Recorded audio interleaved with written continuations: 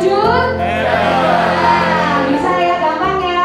Untuk memulai dari hal yang paling kecil, kita mulailah dengan kejujuran. Komitmen untuk mewujudkan 9 nilai anti korupsi, jujur, disiplin, bertanggung jawab, adil, berani, peduli, bekerja keras, mandiri, dan sederhana mengemuka dalam perayaan Hari Anti Korupsi Sedunia 2022 yang diselenggarakan PGI bersama ratusan siswa-siswi SMP dan SMA BPK Penabur Gunung Sahari Jakarta pada Kamis 9 September 2022.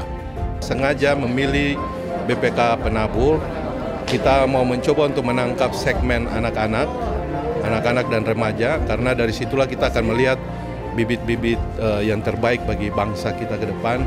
Mereka adalah generasi yang harus ditolong untuk bagaimana bisa menyelamatkan bangsa ini dengan cara menghapus atau menghentikan upaya-upaya untuk pemberantasan korupsi di tengah-tengah bangsa ini. Sahut Situmorang, penggiat anti korupsi, dalam paparannya yang diselingi dengan bermain saksofon, mengajak para siswa untuk menerapkan 9 prinsip anti korupsi dan turut berperan dalam memperbaiki kondisi bangsa. Oleh sebab itu kita tadi menandatangani komitmen itu kan.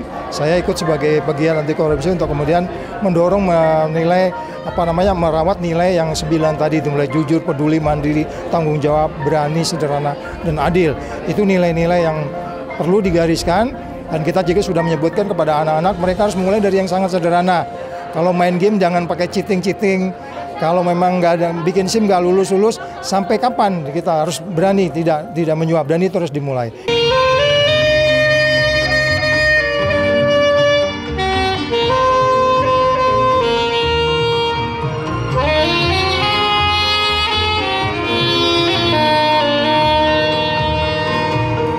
Sementara itu, Ketua Umum PGI Pendeta Komar Kultom mendorong para siswa untuk menghargai proses dan bekerja keras dalam menggapai cita-citanya.